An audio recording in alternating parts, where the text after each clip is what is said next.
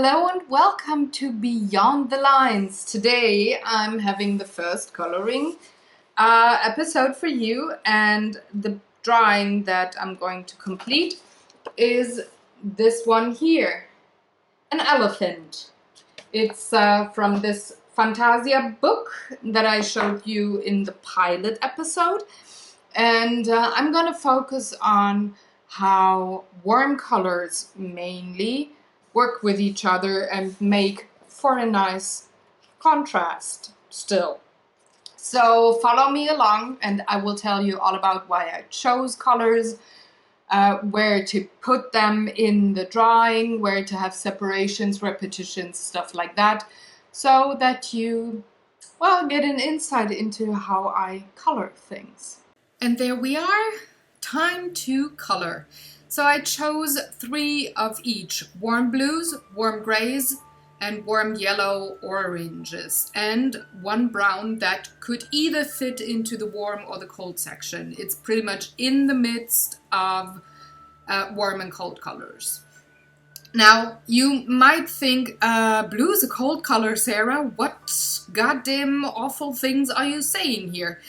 I mean the tinted way a color is. So every color there is comes in a warm and in a cold variation, and it depends of what pigment is or pigments are most prominent in a color that makes it warm or cold. So for example here, this bluish teal color that I'm using for the midsection and also other things of the elephant is way more greenish, so it has a lot of yellow than it has only a blue pigment. Same goes for the medium tone, that is pretty much a light turquoise. Again, a lot of green in there, so lots and lots of yellow pigment and blue pigment. And when you mix colors on your own, you will learn how, the pure pigments make colors. Very often when we buy stuff like markers, for example, we cannot see the pigments in there. So it's pretty much either a coloring wheel or something that you can use when you have a marker and you're not sure, is it warm, is it cold, you can put it or swatch it out and put it next to the coloring wheel and see where you can find that color. Or, like me, you see colors without knowing first why that is a warm color or a cold color. I just recognize things. So for the shading part, I take the darkest tone there, and that is the darkest turquoise that I have. And I go at some sections of that flowery decoration on the elephant and go over it with my darkest tones. Now the purpose here is to have shading already in those sections. So before I started drawing, I decided where my major shadows would be, where the light would come from, and it will come from the upper left-hand side. There will be other shadings on the actual quote-unquote light side as well, but that are shadings that I put in there for making contrast, or to put something in the background and putting something in the foreground, and not so much to have the natural shadow fall onto the elephant, especially around the eyes and the ivory teeth. You will see that way later.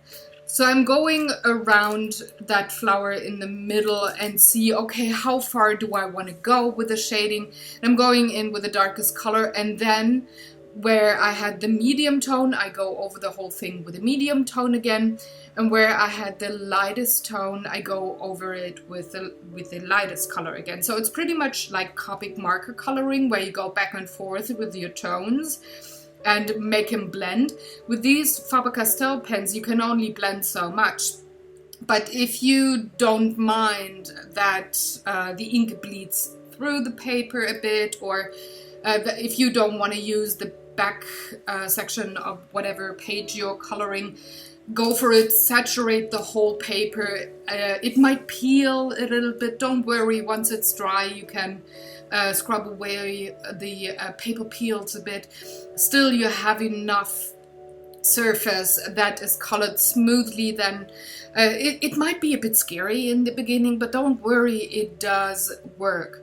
And I showed you in the pilot episode that I'm working on a medium heavy paper here.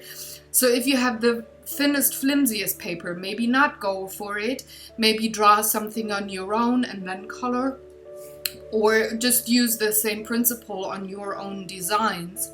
But if you work in a coloring book, make sure that you're not working on transparent paper or butter bread covering deli paper or something. Probably the saturating with ink wouldn't work then that much. So another thing that I do is just going over with the same color that I used before and give the whole section another layer. That intensifies the color as well and makes it pop a bit more, or it's just so saturated that it might stand out in comparison to the upper section of the flower where I just had one layer of the very light color. And by the way, all the colors or the numbers of the markers that I'm using will be on the blog tomorrow. So in case you're interested and want to see what exact pens I used, check it out tomorrow on the blog. So now that I have the midsection finished, I'm going to the warm tones. So yellow, medium orange, dark orange, and brown. And I'm going for the decorations on the trunk of the elephant. Starting with the lightest section, I want to have the flowers be yellow. I will have repetition of that in the ear decoration as well.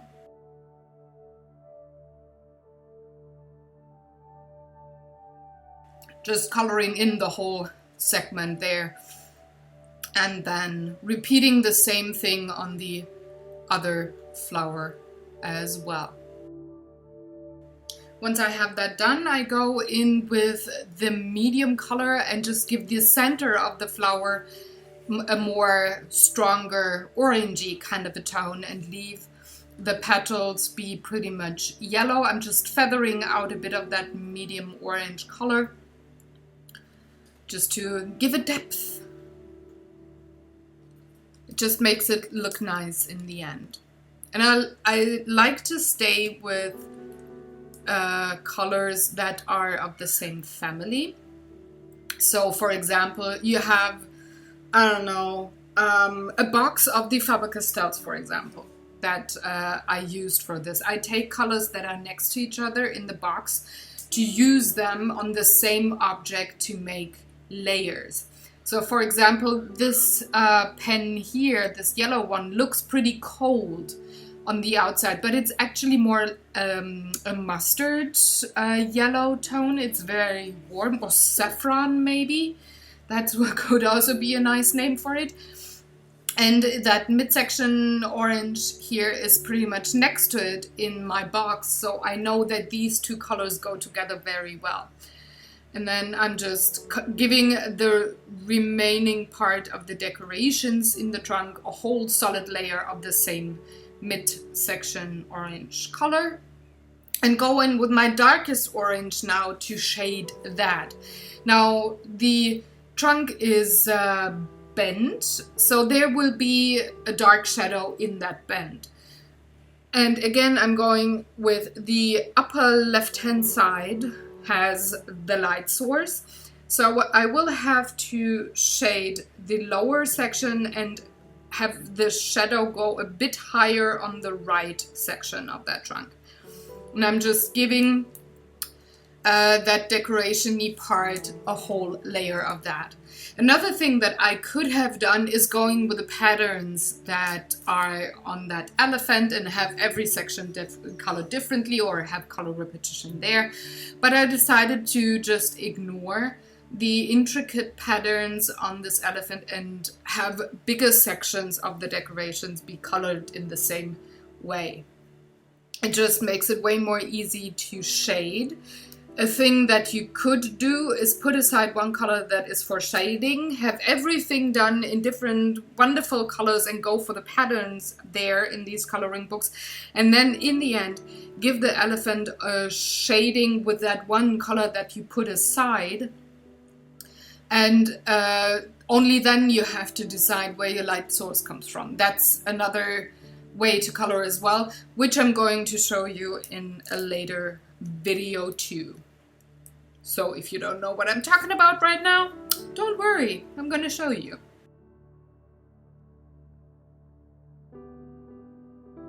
So there I have my shading done, and now I'm going over the whole section again with the lighter color that I had as a base color, just to saturate the paper with ink again.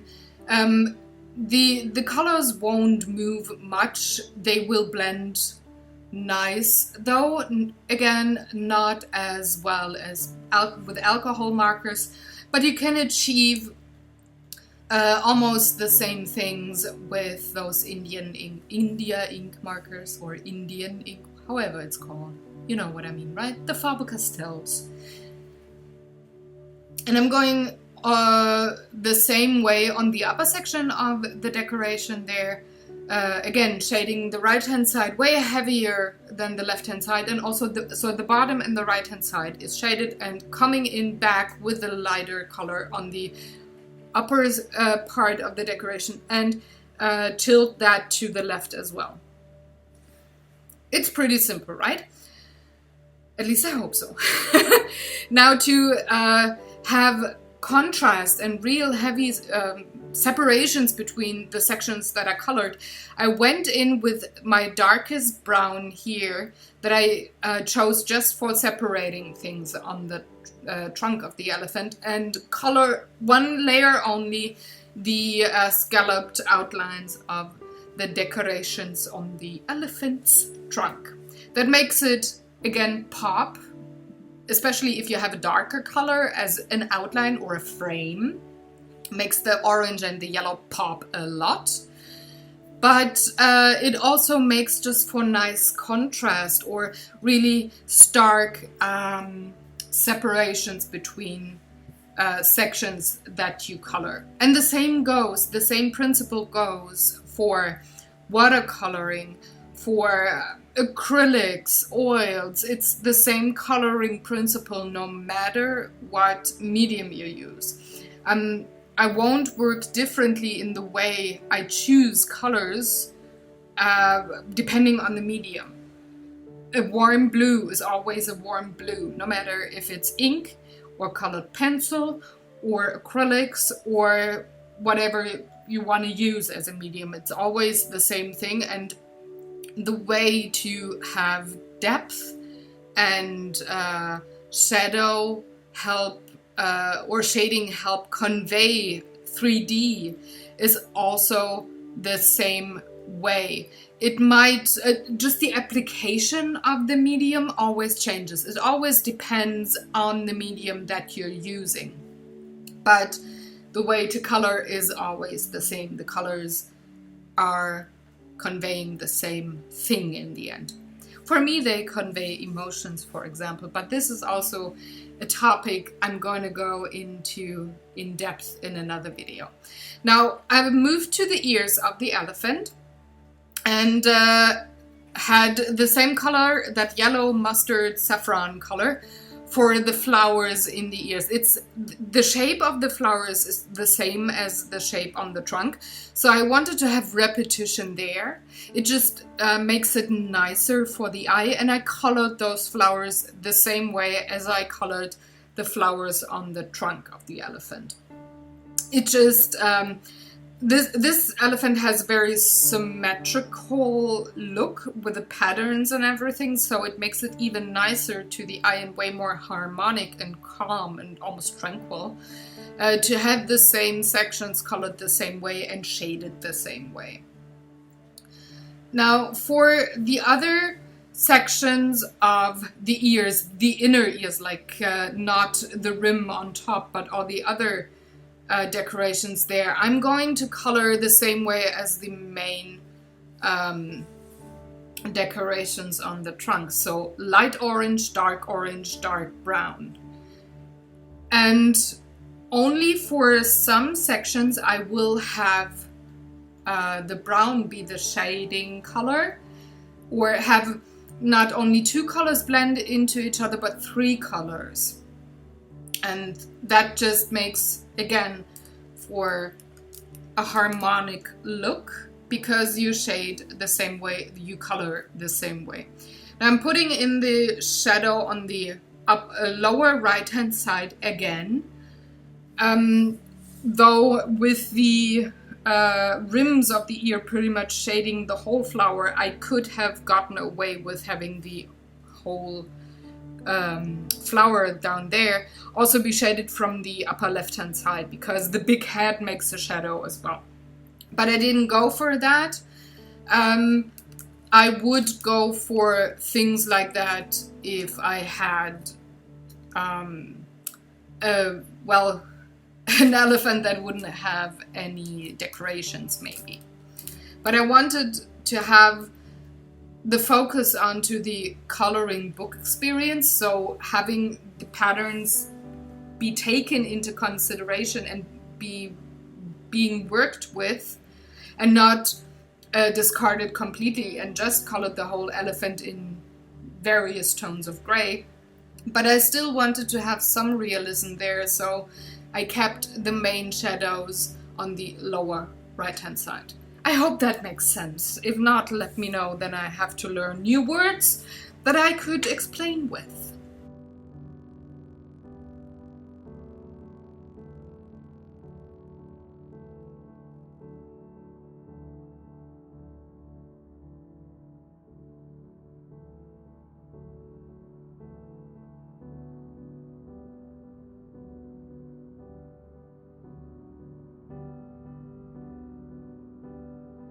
So at that point I decided, okay, I'm gonna have the whole midsection of that big scalloped flower be the same color. I could have been way less nitpicky with the line and the dots in the beginning, but I had thought, well, maybe I'm just gonna have those 2 sections be the lighter color and go for this dark orange that I'm currently using in the midsection. But so what you can see, while I color, though I know what colors I'm going to use, I might change my mind as well on what section to color in with what tone in the end.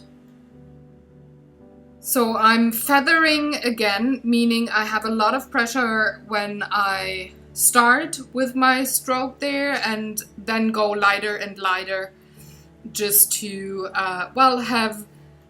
make it easier to have the darker orange be blended into the lighter orange in the end. And that's called feathering, in case you didn't know. And then I'm going over the whole section again with a lighter orange, just to, again, make it pop, make both of the colors blend together pretty nicely, and just have enough ink on the paper that the pigment could actually move a tiny bit. Again, it doesn't move as much as it does with the alcohol markers, but that's a thing that you will see in next week's video. I'm going to work with Copics there, and you can see the difference then.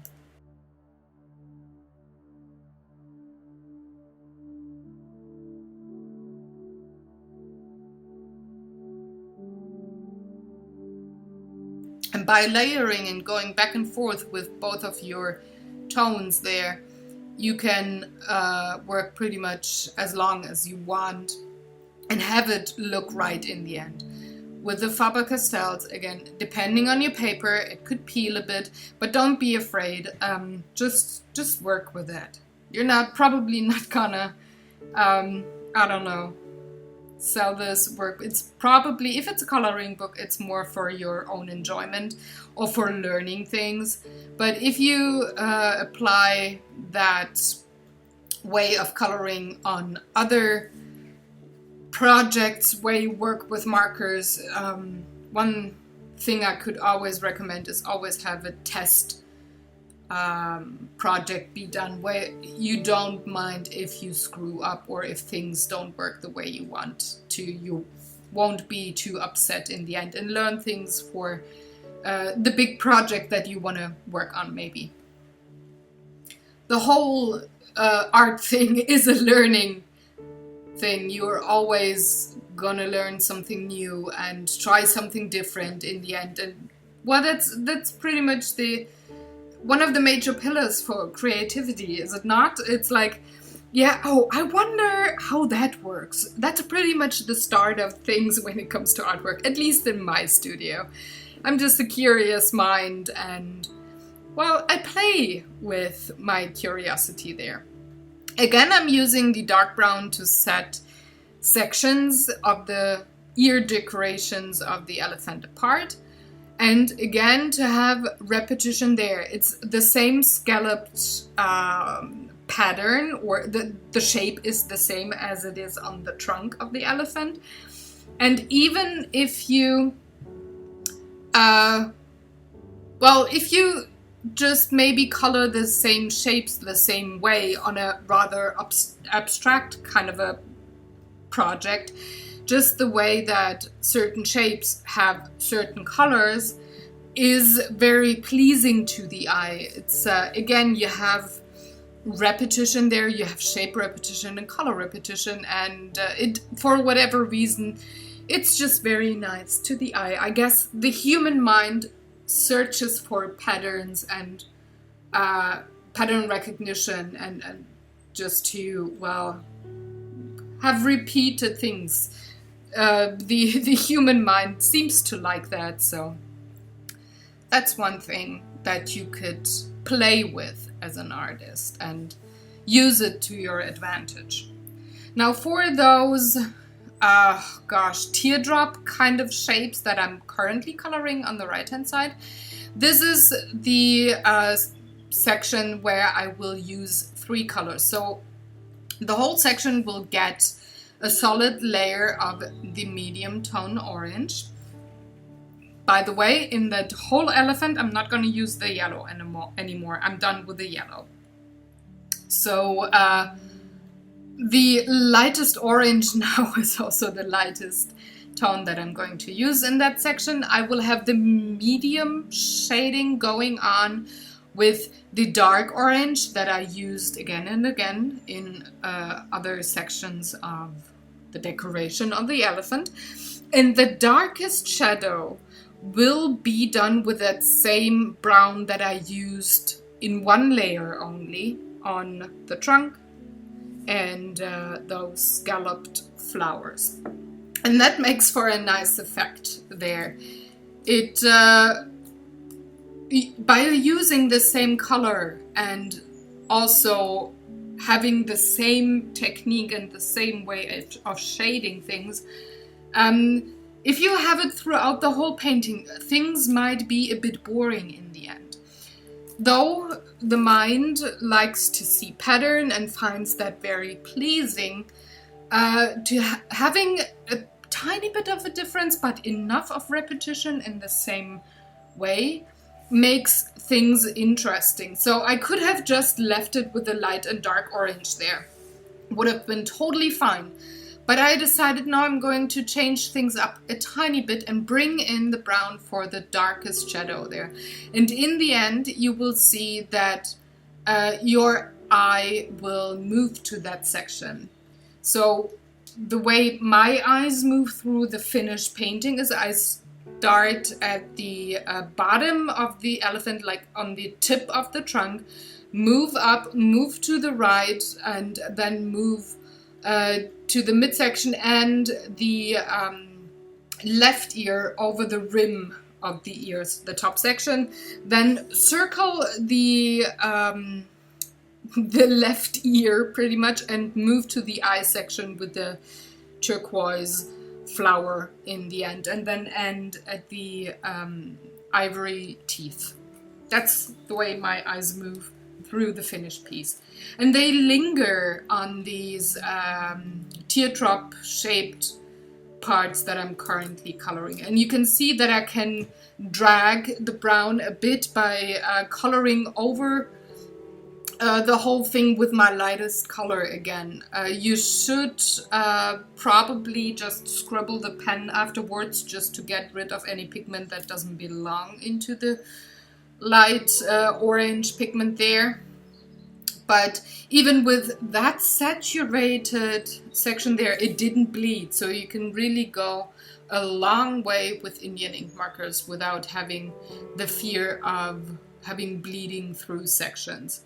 Again, depending on your paper, but with the paper that I'm using, which is a medium thick paper. It's not cardstock, but it's not deli paper either.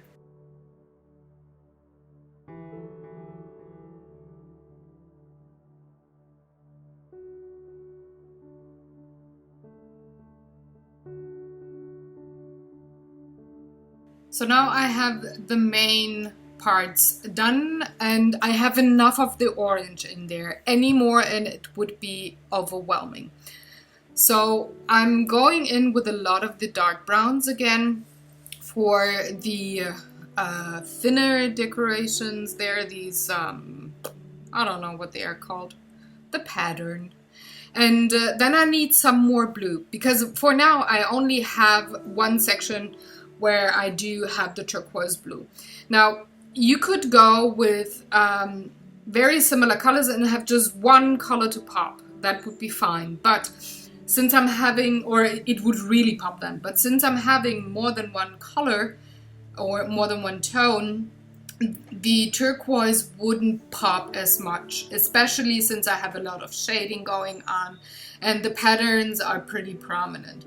So I needed a bit more turquoise, and I decided to color the rims of the ears, that pattern there, with the same colors that I used for the flowery, I don't know, forehead section there as well.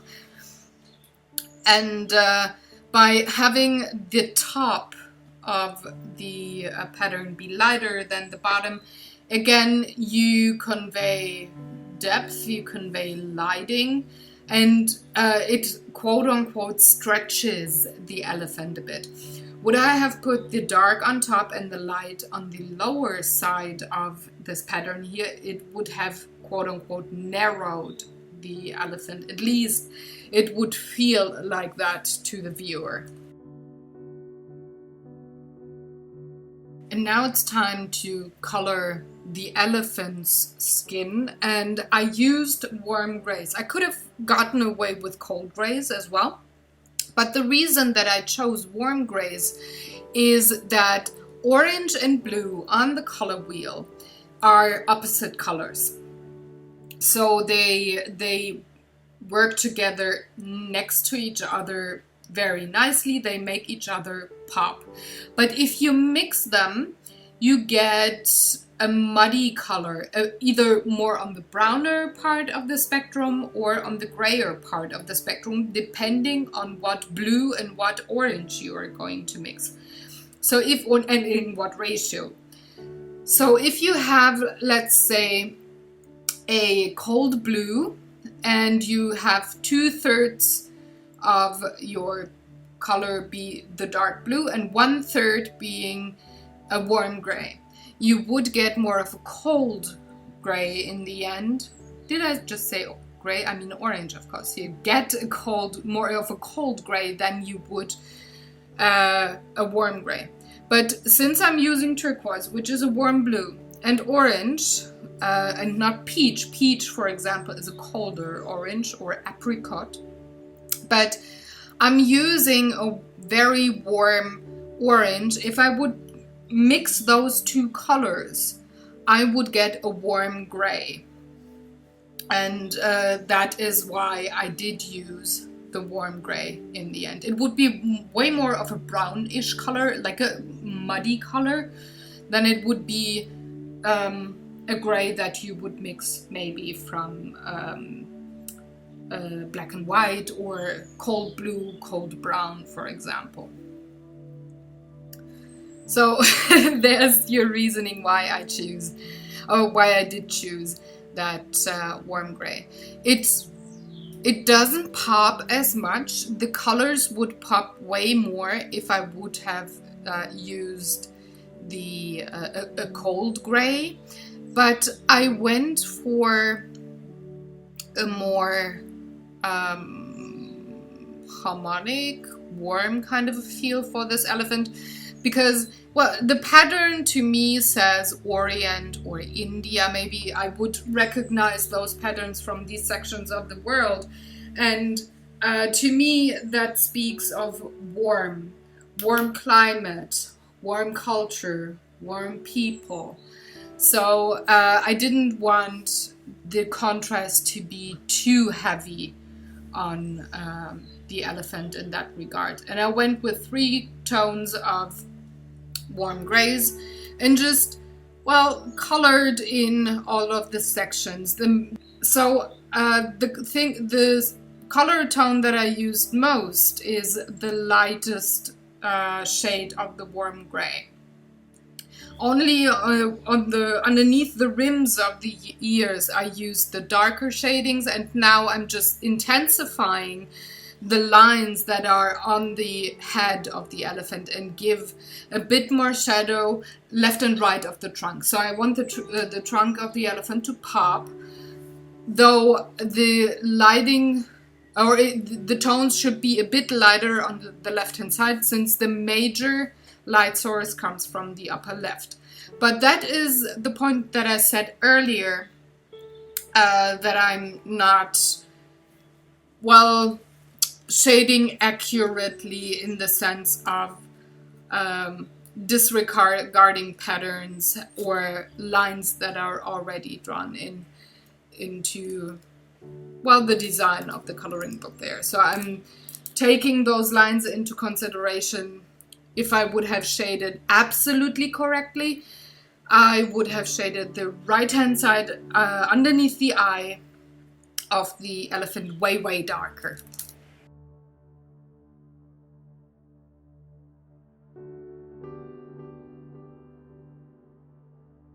But I think with this mid-tone, this is heavy enough.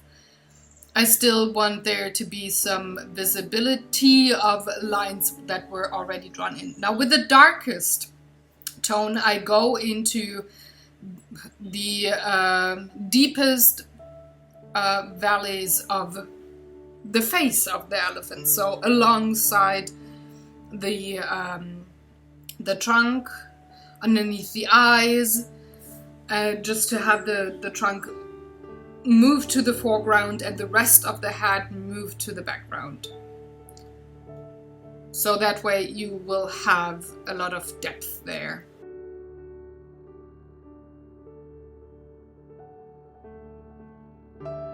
And I'm going to blend out things with a lighter color again, just to have a smooth transition between the colors, have most of the sections be very saturated, and well, just have it look a bit more smooth, you know? I'm coloring the tip of the trunk the same way. Unfortunately, my big head is in the way, because why not? You could see something, right? I'm sorry about that. In future recordings, things will be better, I promise. But I'm just going about it the same way. The darkest places get the darkest color. I'm blending everything out with the lightest color. And I'm being consistent with the way I shade with the gray color, the same way that I did with the orange. And there I had a tiny mishap. Some of the color went outside the lines, and I just had a smear there. But I'm going to repair it, so don't worry. But I would have been finished with the drawing way earlier would I have not had that smear on the tip of the trunk.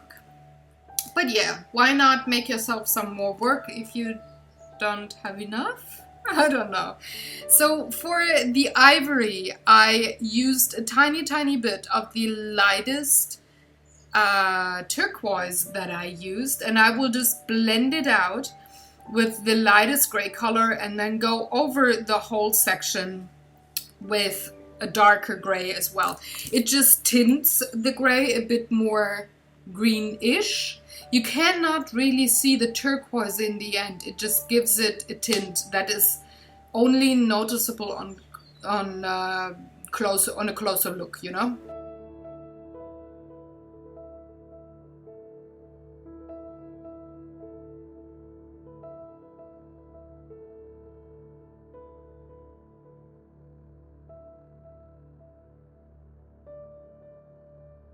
There you go. I'm going in with the darkest gray. And don't be afraid if you don't use the midtone. It's fine. Sometimes the lightest tone and the darkest tone are enough to shade rather smoothly. I want the ivory though to have a bit of texture, to be a bit rough. That's why I left out the medium gray tone. Just colored the tips or both ends of the of the teeth, and then I blend everything out with the lighter gray color there.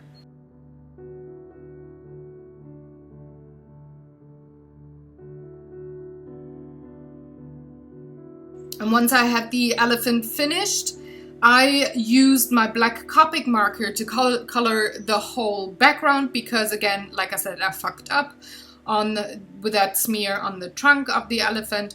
And I thought, okay, I'm just gonna cover up the whole thing. And for that, I'm going to use the Copic because you could see the lines less than you would have probably have with other media.